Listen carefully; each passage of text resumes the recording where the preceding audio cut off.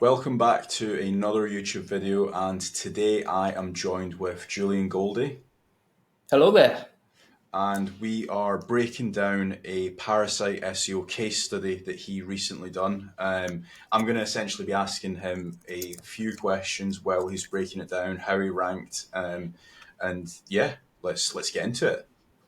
All right, perfect. So I can show you a few different examples. One of them I'm going to show you now is actually for a search term that we're ranking for, Mhm. but we're ranking in multiple places across the first page of Google, right? So we're not actually really using our website. In fact, our website does rank for the keyword, juliangoldie.com, for the keyword ChatGPT link building. Let me cut that down. But as you can see, Parasite SEO websites actually outrank us. Like, for example, this LinkedIn article right here outranks me for the same keyword, or my YouTube videos outrank me already for the keyword. And even my Medium article is ranking on the first page for that keyword, and my ChatGPT tool that I created on OpenAI is ranking for that keyword as well. So basically, with Parasite SEO, the beauty of it is that you're leveraging the authority of other sites to rank on Google with minimal editing, minimal amounts of link building, and then you can take up multiple slots for the same keyword and basically dominate that page. Yeah, so a lot of people call it piggyback SEO. I don't know if you've heard of that phrase, but you're essentially just piggybacking off of the link off of like LinkedIn's authority. So I think it's brilliant what you've been able to achieve with the actual like LinkedIn Pulse is free, by the way, for anybody that's trying to rank for quite a medium or high difficulty keyword. Try that out. All you need is a LinkedIn account at the end of the day. One tip that I will also say as well is if you go to LinkedIn on your mobile, um, you can get LinkedIn verified right now. Again, for free. All you need is like a copy of like your passport. You upload the photo, and it also boosts engagement. So if you do a shared post on LinkedIn right now of your LinkedIn Pulse, you're essentially getting more engagement to it. So you have a little bit more authority on that actual page because more people can essentially click through to it. But one thing I wanted to ask you, Julian, is have you built any links to that LinkedIn Pulse? What have you done for it to rank? Is it literally just no links? That's it? So I've tested both approaches, like ranking with links from my own site to that particular LinkedIn Pulse article. And then I've also tested like ranking the content without any link building at all. And it seems to work in both examples. Like I'm going to pull up another example where I've ranked with Parasite SEO using LinkedIn Pulse. And this one I actually created in the YouTube live. So I created the article like live on my YouTube channel. You can see it's ranking number one for the keyword link building agency Argentina. Right. Like these are all sponsored listings above it. And this page had no link building at all. So no backlinks built to it. The LinkedIn article here, we did build backlinks to that Right. page just Okay. from this article right here. So one other thing or one other strategy that we also use when we are doing Parasite SEO, and this would be a really interesting test for yourself, is we use link rotators. I don't know if you've ever heard of that term or if you've ever used it yourself. Have you? No. So what a link rotator is you can essentially go and buy a expired domain and then 301 it to all of your parasites for a few days. It'll pick up the link juice from the link rotator and it's essentially going to boost it up. And then you can use that expired domain or those backlinks from that expired domain through to 4, 5, or 10 different parasites. So you're just rehashing the 301. And again, for more difficult keywords, like for example, we see a lot of parasite in gambling. A lot of those guys do it. It's a very, very common thing in like the gambling, the CBD, the adult industry. Um, so then, one question I want to ask you is, what are you? How are you generating your content? Are you writing it yourself? Is it AI? Yeah, so I'm going to pull up the SOP and walk you through it step by step. Julian, by the way, if nobody's watched Julian's videos, he loves a Word doc with like 10 different steps. I love it, me. I honestly love it. I do love a cheeky little SOP. Who doesn't know? Yeah, that is true. The thing is, I've done about 600 YouTube videos with Mhm. SOPs now, so it's becoming SOP crazy. We've got SOPs for everything. And so, first step, as always, anything that you're trying to rank for, you're going to find your keywords. And if you're using something like LinkedIn, you want to go for commercial intent keywords, obviously, because no, you're not making money off ads and you're not going to get many opt ins directly from that page. But Yeah, you can potentially land clients. Like, for example, if we rank for link building agency, we don't have many clients from Argentina, but it's a good example of like ranking for a commercial intent keyword that could potentially bring us link building clients to our business. And so on Ahrefs, we just filter KD less than 10, CPC above zero point 0.2, commercial intent, and low DR sites. I like to see low DR sites ranking in the top 10, like, DR15, DR20 on the first page, etc. yeah, After that, with creating the content, I actually have a custom GPT that I've created right here. And what you do, if I close this and then open up just a normal window, not an incognito, you can just plug in your keyword into here and it will generate the outline for you based on what's already ranking. So you can say, for example, keyword equals link building agency Argentina, hit enter, and it will start doing the research with Bing to reverse engineer what's already ranking on.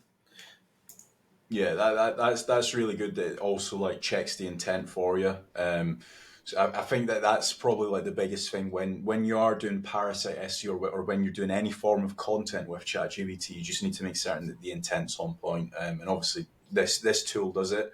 One thing I will also do is I'll link to Julian's SOP like in the description, and people can grab it. But as we can see, it's generating the content. It's pretty much spot on. I wouldn't say that there's anything missing from that. Potentially, what you could do is remove those external URLs. But apart from that, pretty much on point. Yeah, and I like the fact that it generates. It's a little bit temperamental sometimes, but it should be generating LSI and NLP keywords and entities as well. In fact, if it doesn't, then you can just say regenerate the LSI keywords plus the entities. If you just want to get like a more comprehensive list before you actually go ahead and create the content. Mm-hmm. And then, Actually, one little go yeah, on. go on. No, go on. Yeah, so then it will start generating the LSI keywords, as you can see, and some entities related to link building, people, organizations, locations, etc. Yeah. And then just going back to the actual LinkedIn post, I don't know if I asked you this. Are you running it through an indexer? Yeah, so typically what I do is we're pretty active on this profile in terms of posting. So I'll share Right. it to my feed because Mm-hmm. that will get a bit of engagement and it will get it indexed on LinkedIn and Google. And then additionally, I'll plug it through Giga Indexer. That's my Right. new Okay. favorite indexing tool. And also post it on Twitter. I quite like to post on Twitter for indexing. Right. And then how long would it take for a post to get indexed? Usually speaking. Usually speaking, I would say 2 to 3 days. Right. Okay. Yeah. I I think mean, it. Go on. it's not bad for a medium difficulty keyword.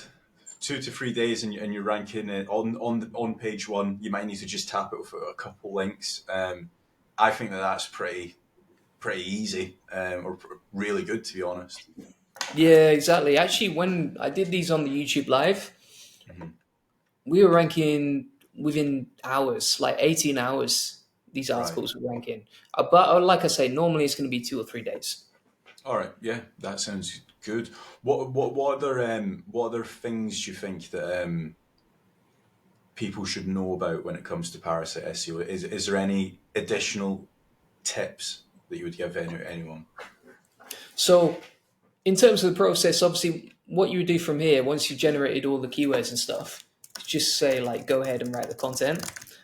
Hmm. Additionally, when you're actually coming up with the keywords to rank for before you create the content, you want to make sure that there's not many parasites already ranking for that article, right? So if you see 2 or 3 different LinkedIn articles from people who are rinsing LinkedIn posts, then you probably don't want to go for that keyword as well. Hmm. But if there's just like one LinkedIn article ranking, or if there's not many LinkedIn articles at all ranking on the first page of Google, then you're good to go. Additionally, if you see other Parasite SEO pages like Medium or Quora on the first page of Google for that keyword, it's a very good sign that your LinkedIn Pulse article is going to rank too. Right. All right. Yeah. One one final little tip that I would say for keyword research is that you don't necessarily have to use LinkedIn Pulse. You don't have to necessarily use Medium or these sort of websites. You can actually even use like buyer platforms. For Hmm. example, Fiverr.com, Gumroad, Udemy. These all rank pretty well on Google if you target a keyword that would lead to more sales on that gig. Like, so if you sold an off-page SEO course on Gumroad.com, you could try and rank for that keyword on Google, and then it matches the search intent. It's going to lead to more sales. Yeah, yeah, that's a really good strategy. Now, one thing that I also want to highlight as well, if you go back to your LinkedIn Pulse page, so by the way, that was the actual article generated with Yeah, ChatGPT. But then one thing that I like what you've done is you've actually bolded your CTAs and stuff, so it's like really clear that if people go to go.julian.goldie.com, they can book in a strategy call. Da, da, da, da. So even if anybody was going to contact you for link building in Argentina or for SEO in Argentina, it's just a very easy contactable page. It's almost as if like, even though LinkedIn you can't do much CRO on, like you can't have CTAs and stuff like that. Yeah, you have tried it to the best of your ability for somebody landing on that page to essentially to be able to contact you. So I quite like that. Do you ever like rank any images and stuff like that on your LinkedIn Pulse or not? Not really. never tried that actually. Maybe that's something we do in the future. Yeah, definitely. So Um, there's a yeah. few other things that you can do actually when it comes to optimizing your LinkedIn article for conversions. Because one of the good things about LinkedIn is it's kind of like a sales page, like it's a Mhm. professional profile selling your services, right? So if we go to my profile over here, I don't know if you do this already, Kazra, but if you're a business member, if you're a premium business member on LinkedIn and you're paying for the subscription, if you edit your profile and you scroll down, you can add a custom button. Right. Okay. And this is really good because you can, for example, if you're an agency, you can send people to book an appointment. If you're an e-commerce store, you can put visit my store, like Charles Float, SEO store selling loads of stuff. He Mhm. puts visit my store. If you just want to get traffic, you can put visit my website. But basically, the main thing is you have a a CTA with a link to your main funnel. So for Yeah. us, it's booking in the strategy session. And then if you add a UTM, which you can easily generate with ChatGPT, you can see where your traffic comes from. Yeah. I like that because you can get really granular with your testing and stuff like that, especially if you're doing UTMs and stuff. You don't always need to do UTMs, but if for anybody that's watching that doesn't know what a UTM is, let's say if you're advertising on Facebook and LinkedIn and Twitter, when somebody essentially comes through your funnel, you want to know where they've came from. Is it Facebook or is it LinkedIn? With the UTM tag, it just tracks it in Google Analytics, and you can say, right, okay, I got this client or I've got this sale from Facebook or Twitter or LinkedIn. So it's just a way of tracking. You don't always need to do it, but And then yeah, the good thing is every time you post, whether it's just a normal post or whether it's a LinkedIn article, it's going to say book an appointment right underneath your name. So it's going to say your name, what you do, and then book an appointment every single I time. like that. Yeah. Yeah, that's really slick. You can also get verified on LinkedIn as well. I don't know if you've got that. I just saw that recently. That's only come out recently, isn't it? That Yeah, yeah. It's have you done it? I done it. You get boosted visibility as well in your posts. So definitely worth doing. So yeah, that has been the video on LinkedIn Pulse and free link building. Thanks, Julian, for jumping on and explaining it to people. Cheers. Yeah, appreciate it. Yeah, cheers. And then stop recording.